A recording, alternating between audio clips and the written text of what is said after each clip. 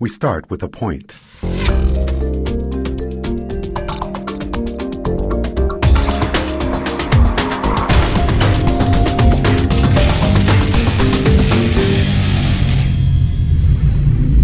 Hi everybody, Rob Bryanson once again. Thank you for coming back to the Imagining the 10th Dimension video blog, and today's entry is called Magnets and Morality. Now I want to start out by quoting the opening few paragraphs from a recent, really amazing article published at MSNBC. The article, written by Eric Bland, is entitled, Study, Magnets Can Alter Morality. Magnets can alter a person's sense of morality, according to a new report in the Proceedings of the National Academy of Sciences. Using a powerful magnetic field, scientists from MIT, Harvard University, and Beth Israel Deaconess Medical Center are able to scramble the moral center of the brain, making it more difficult for people to separate innocent intentions from harmful outcomes. The research could have big implications for not only neuroscientists, but also for judges and juries. It's one thing to know that we'll find morality in the brain, said Leanne Young, a scientist at MIT and co-author of the article. It's another to knock out that brain area and change people's moral judgments. Please read the whole article. This study reaches some surprising conclusions. As regular readers of this blog know, I love to propose new ideas for how my approach to visualizing the dimensions might reflect back upon the reality we see around us. But every now and then I come across new ideas like the one we're talking about here, which take those ideas in new directions I simply hadn't foreseen, but still seem to have a logical connection. Let's step back for a minute.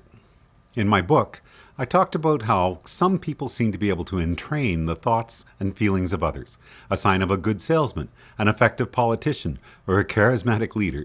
Are some persons more likely to be transmitters of strong vibrations, which allow them to entrain the thoughts and feelings of those around them, while some others are more likely to become followers because they're more attuned to receiving rather than transmitting?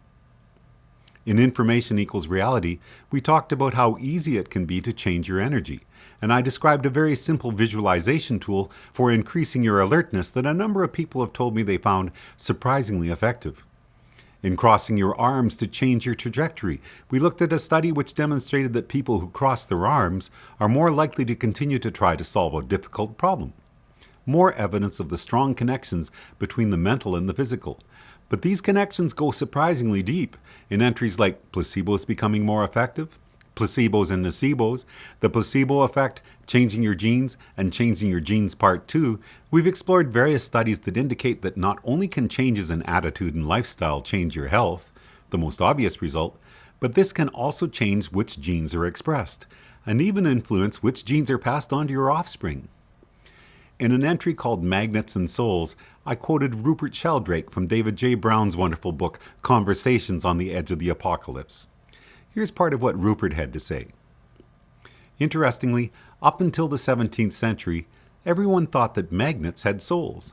The magnet was believed to have a soul, which was how it attracted and repelled other magnets at a distance. In fact, what's happened in science is the old idea of souls has been replaced by fields. The magnetic soul became the magnetic field. So here we are with a new scientific study that indicates magnetic pulses applied to a specific position within the brain can disrupt a person's sense of morality. The test subjects appear to be more likely to look at outcomes rather than the moral reasons a person might pursue one path of action over another. Morality seems like one of those high-level functions that should be distributed throughout the mind, but this study appears to reveal that it resides at the junction between the temporal and parietal lobes. I find that to be amazing. How much concern should we all have about this discovery that a magnetic field can disrupt moral judgment? How big of a worry should this be for those of us in particular who live in big cities, where we're continually bathed in increasingly high levels of electromagnetic energy? Definitely this is a concern worthy of further scientific study. Now, in an entry I didn't make a video blog for, but I'll put up the link to the text version. It was called Fourth Spatial Dimension 101.